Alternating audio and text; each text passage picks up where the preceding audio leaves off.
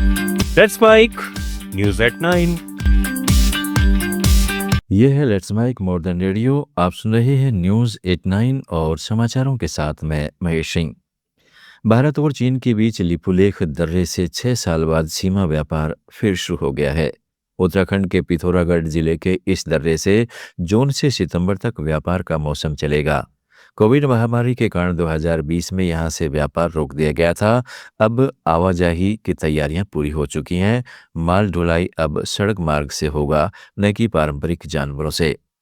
स्थानीय व्यापारियों ने इसका स्वागत किया है क्योंकि इससे समय और लागत दोनों बचेंगी। नेपाल ने इस क्षेत्र पर अपना दावा जताया है, लेकिन भारत इसे अपना क्षेत्र मानता है। भारत और श्रीलंका के बीच 2000 में हुए मुक्त व्यापार समझौते को 25 साल पूरे हो गए हैं। इस दौरान दोनों देशों के बीच द्विपक्षीय व्यापार 10 गुना बढ़कर 7 अरब 20 करोड़ डॉलर पहुंच गया है।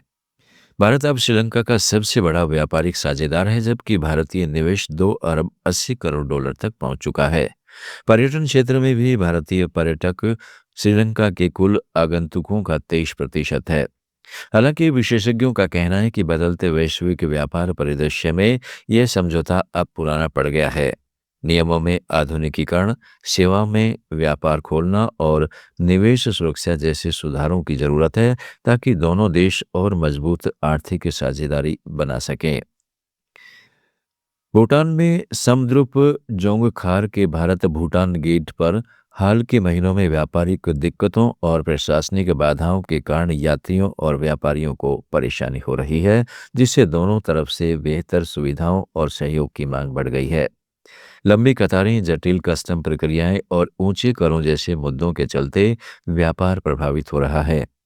स्थानीय व्यापारियों और भारत भूटान फ्रेंडशिप एसोसिएशन ने अलग एंट्री पॉइंट, शेल्टर और सरलीकृत प्रक्रियाओं की मांग की है।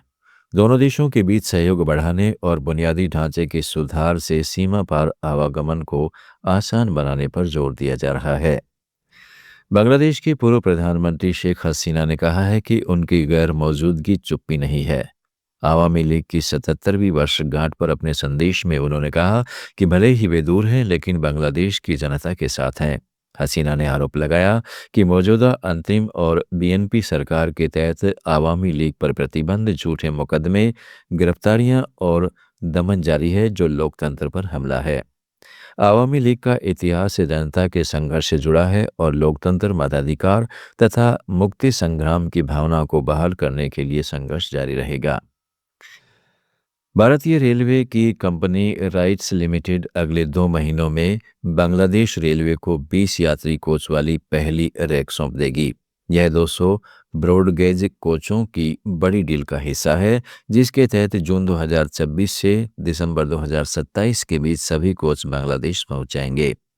राइट्स के अध्यक्ष राहुल मित्तल ने कहा है कि प्रोटोटाइप को मंजूरी मिल चुकी है, उत्पादन अंतिम चरण में है और परियोजना समय पर चल रही है। इससे पहले राइट्स से बांग्लादेश को 120 कोच और कई लोकोमोटिव पहले ही सप्लाई कर चुकी है। यह सौदा भारत बांग्लादेश रेलवे सहयोग को और मजबूत करेगा।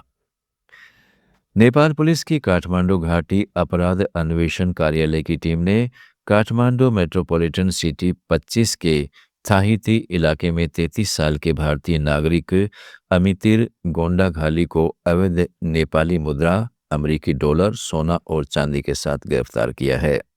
महाराष्ट्र के सांगली जिले के तासगांव तालुका झारखंड मूल का यह व्यक्ति काठमांडू में रह रहा था।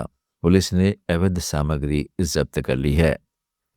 भारत ने ईरान के लिए यात्रा चेतावनी बरकरार रखी है। भारतीय दूतावास ने तेहरान में कहा है कि ईरान की सुरक्षा स्थिति में हालिया सुधार के बावजूद नागरिकों को गैर जरूरी यात्रा से बचना चाहिए।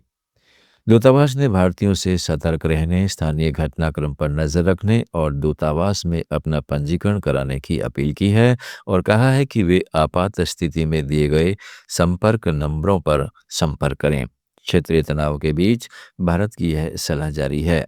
समाचारों में फिलहाल इतना ही। जुड़े रहिए लेट्स माइक के साथ। Let's mic more than radio लेकर आ रहे हैं एक ऐसा ही unique show for all marketing aspirants, professionals, startups and entrepreneurs every Saturday at 11 a.m. The Marketing Show with Dr. Shekhar Trivedi, streaming exclusively on Let's Mic app.